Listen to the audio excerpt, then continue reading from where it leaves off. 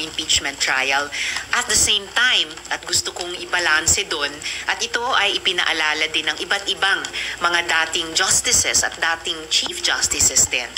Paano na yung prinsipyo ng solong responsibilidad ng Senado sa ilalim ng konstitusyon mismo na dinigin ang isang impeachment trial? Paano na yung separate at co-equal branches of government at yung pagrespeto namin sa isa't isa? Paano na yung prinsipyo ng karapatan ng mamamayan, singili ng accountability ng bawat isa sa amin na nagtatrabaho sa gobyerno? So may mga ongoing efforts na balansehin ito, mga resolution on the sense of the Senate at iba pa. Bumirap ba o tumali ang impeachment? Well, at this very moment, habang wala pang nagfa-file halimbawa ng motion for reconsideration, habang pina-finalize pa ang anumang resolutions, mukhang nakakabahala sa kalooban ng lahat. Kaya nga, sinusubukan sa pamamagitan nitong iba't ibang reliefs o proseso, linawin, para hindi maging mas mahirap. Kasi mahirap na nga challenging. Marami ng requirements ang impeachment sa ilalim ng konstitusyon. So, nabahala po, hindi lang ako, yung ilan sa amin sa recent decision. So, susubukan namin linawin ang mga bagay-bagay para at least yung mga binanggit ko mga prinsipyo kaugnay ng iba't ibang branches of government at kaugnay ng ating mga mamamayan ay hindi lalong mapahirap. Hindi naman mapadali dahil hindi naman madali ang anumang impeachment, pero at least malinaw na maitaguyod. Pero talagang mas mahirap siya. I think yun yung sense ng mga nagpapahayag ng pagkabahala at yung sense ng mga grupo at individual na nagko-consider or magsasagawa ng kanyang mga motion for reconsideration at saka resolution na kung humirap ay humihingi ng kalinawan para yung at dapat lang naman na hindi madaling proseso ng impeachment ay hindi maging mas lalong mahirap. May judicial overreach na nakomit yung Supreme Court na panghihimatan sa pinag-impeachment process. Yun yung isang ipinahayag kahit ng ilang mga dating chief justices at associate justices. And I hope yung isyong iyon ay mariresolve sa lalong madaling panahon habang sa pagkaintindi ko ay pending pa rin itong impeachment trial. Sabi niyo nga po, in session yung impeachment. Yes. Pero meron pong Supreme Court ruling ang nakalagay doon, immediately executory. So how do you go about that po? Sabi niyo po, tama po ba na dapat tuloy lang yung trial? Yes.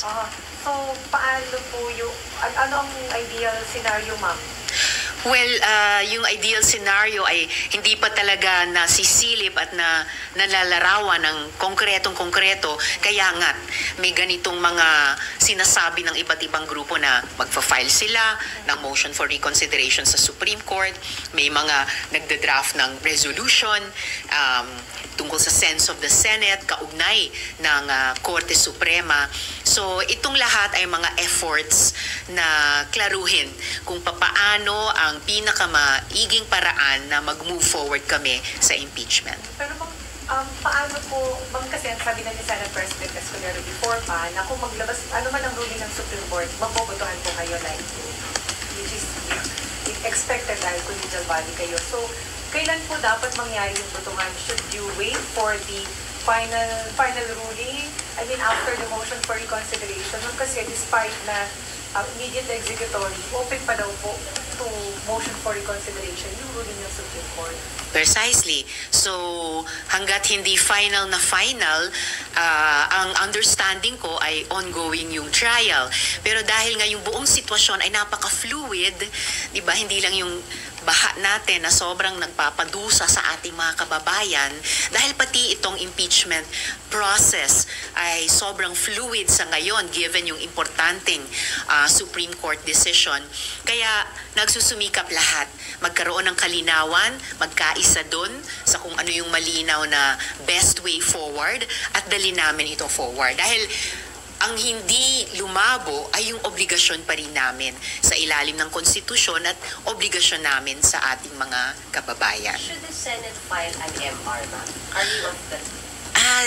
Nasabi din yan ng mga legal experts na nagbigay ng analysis sa Supreme Court decision na posibleng ang House at o posibleng ang Senate ay mag-file ng motion for reconsideration. Wala pa akong naririnig dito sa mga kasama kong senador na nagsusulong na maghain kami ng MR. But that's always in the realm of the possible. So tingnan natin ano yung mapag-usapan at mapagkasunduan naming way forward. Kailan kayo, ma'am, will you move na mag-file kayo ng MR? I'm not yet at that point right now. Oo, sa ngayon, inoobserbahan ko yung mga grupo na nagsabi na sila'y magfa-file ng motion for reconsideration. Sinusuportahan ko yung pag-draft ng isang resolution on the sense of the Senate tungkol sa anong mga payo sa mga legal experts, pati dating Supreme Court Chief Justices at Justices kung paano kami mag-move forward dito. Ma'am, dapat pang pag-usapan siya sa caucus or sa plenaryo po? May nanawagan na. I think nanawagan na si Senator Pam na mag-caucus daw kami. And for me, that would be a welcome development. And the best of all would be to discuss it in plenary dahil kami po ay, yun na nga, gaya ng nabanggit ko kanina, ay convened na as a court. Pwede ring i-discuss in plenary ng Senado as a legislative body. Ma'am, sino po nagda-draft ng resolution? At ano yung direction ng resolution? Siya na lang po siguro mag-anunsyo dahil siya po nag-initiate, pero ito ay magiging joint resolution namin, pero sa pagkaalam ko, ang balak ay iikot ito sa mga kasamang senador para sa pinakamaraming pwedeng sumunod. At ito ay nagre-reference sa mga payo na naibibigay na ng mga legal experts, pati mga dating Chief Justices at Justices. Ma'am, last na lang. Balikan ko yung sa minority block. Yes. What can we expect from the new minority block sa Senate? Siguro mas magandang tanungin pag na-constitute na ito pagkatapos ng botohan sa opening of session. But, in principle, every Congress na nagkakaroon ng minority, syempre, gaya ng napag-usapan natin kanina, yan ay nakadedicate sa siguro na nasusunod ang rules of the Senate at ang tradisyon ng institusyong ito. Yan ay nakatalaga sa pag-fiscalize at pag-check and balance. Yan ay nakatalaga sa puspusang pagtatrabaho para sa ating mga kababayan. Automatic po ba si Senator Tito Sota magiging minority leader o pag-uusapan niyo pa po din?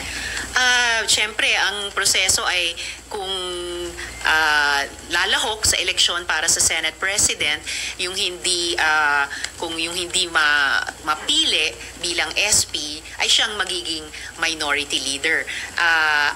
Sa minority na sasalihan ko, kung si Senator Tito ang maging minority leader, I will be proud to serve in that minority. May nadagdag sa lima, ma'am? Wala na. Malalaman natin ngayong umaga, but at least sa pagkaalam ko, 5 kami. Thank you, ma'am. Thank you. Thank you. Thank you.